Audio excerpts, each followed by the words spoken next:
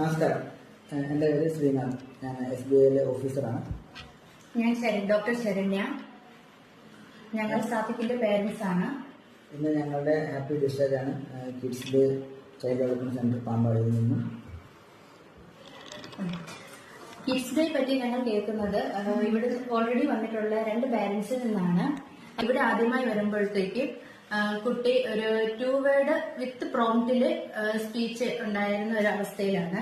ഇവിടെ വന്ന് കുട്ടിക്ക് നല്ല മാറ്റമാണ് ഉണ്ടായിട്ടുള്ളത്. Positive changes. കാരണം അവൻ വീട്ടിലിപ്പോൾ നല്ല രീതിയിൽ ഇന്ററാക്ട് ചെയ്യുന്നുണ്ട്. ഗ്രൂപ്പ് തെറാപ്പിയിലൂടെ അവന് സോഷ്യൽ സ്കിൽസ് നന്നായി ഡെവലപ്പ് ചെയ്തിട്ടുണ്ട്. സോ ഞങ്ങൾ ഹാപ്പി ഡിസ്ചാർജ് എന്ന് പറയാനാണ് ആഗ്രഹിക്കുന്നത്. കിഡ്സ് ഡേ വരുന്ന സമയത്ത് ഒത്തിരി കൺസേണുമായിട്ടാണ് ഞങ്ങൾ വരുന്നത്.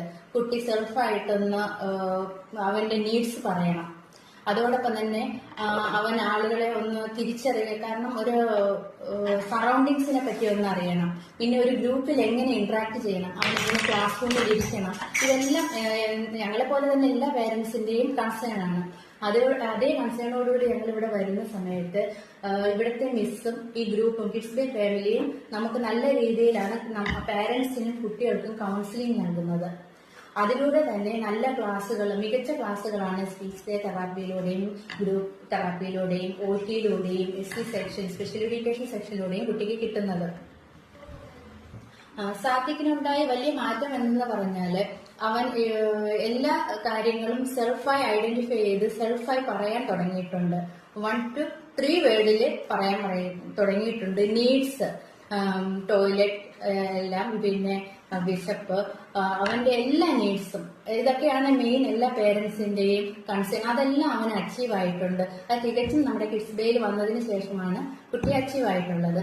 അതോടെ തന്നെ അവന്റെ സെൻസറി ഇഷ്യൂസ്, അത് ശരിക്കും വലിയ ഇഷ്യൂ, പല ഗ്രേഡിലുള്ള ഇഷ്യൂസ് കുട്ടികൾക്കുണ്ടാവും.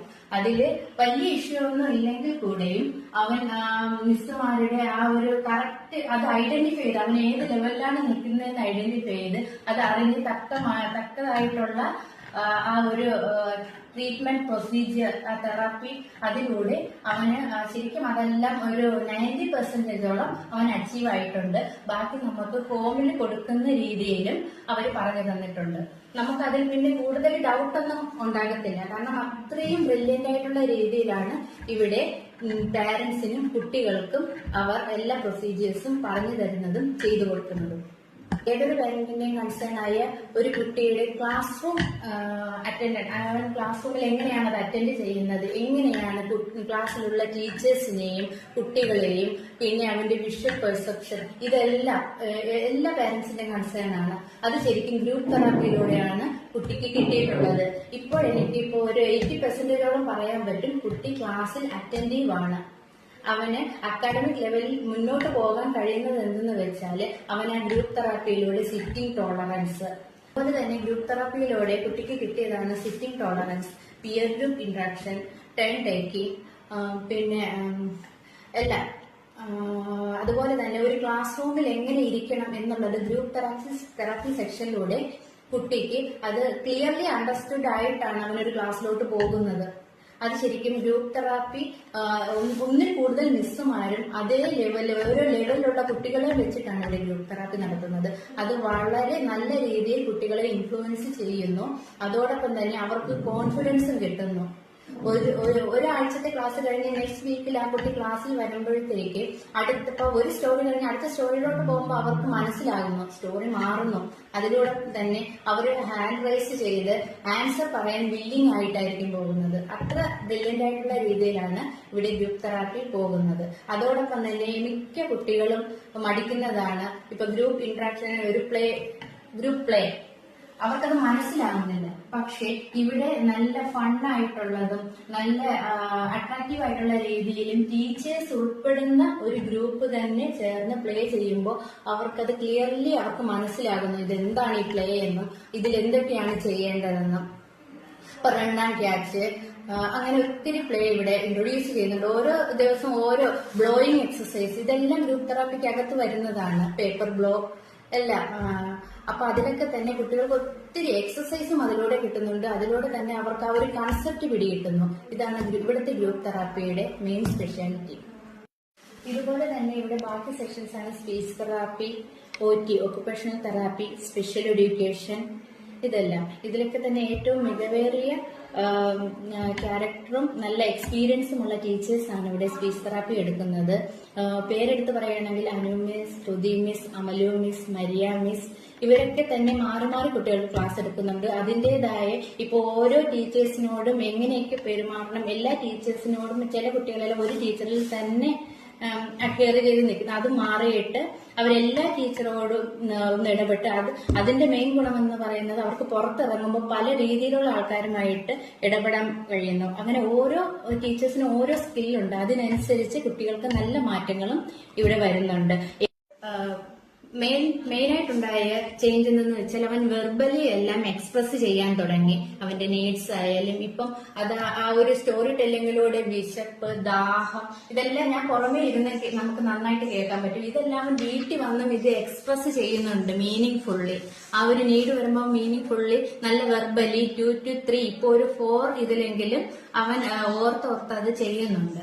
ഇനി ഒരു ഫ്ലോ വരും കാരണം അത് സോഷ്യലി ഇറങ്ങി. ഇൻഫാക്ട് നമുക്കതൊരു കോൺഫിഡന്റ് ആണ്. അവന് ഈ ഒരു സ്പീച്ച് ട്രെയിനിങ് കഴിഞ്ഞിട്ട് അവൻ പുറത്തോട്ട് ഇറങ്ങുമ്പം ആ ഒരു സോഷ്യൽ ഇന്ററാക്ഷനിലൂടെ ഒരു ഫ്ലോ കിട്ടുമെന്നുള്ളത്.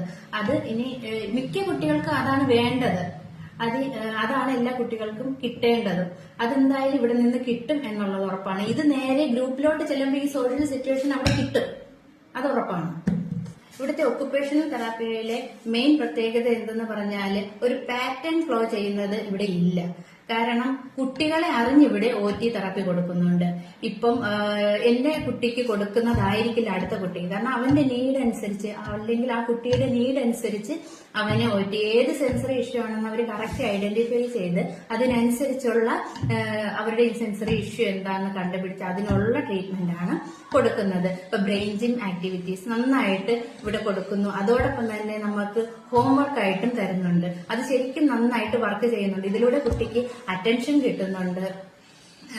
അതുപോലെ തന്നെ കുട്ടി ഒന്നില് കോൺസെൻട്രേറ്റ് ചെയ്യുന്നുണ്ട്. ഇപ്പൊ ഓഡിറ്ററി പോലുള്ള പ്രശ്നങ്ങളുള്ള കുട്ടികൾക്ക് ഹെഡ്സെറ്റ്, അങ്ങനെ കുറെ ഒത്തിരി ഇവിടെ ടെക്നിക്കുകൾ നമുക്ക് ഇവിടെ നിന്ന് കിട്ടുന്നുണ്ട്. അതാണ് ഇവിടുത്തെ ഒക്കുപേഷണൽ തെറാപ്പിയുടെ മെയിൻ പ്രത്യേകത.